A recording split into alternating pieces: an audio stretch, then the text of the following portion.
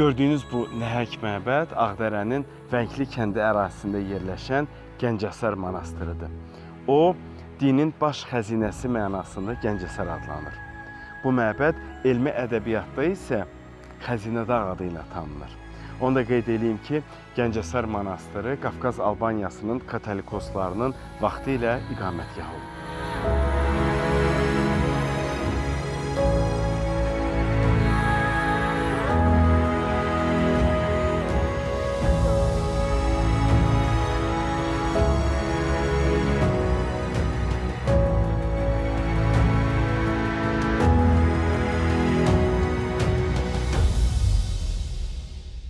13-cü əsrdə tikilmiş bu xristian Alban monastırı 19-cu əsrə qədər Qafqaz Albaniyasının dini və mədəni mərkəzi olub.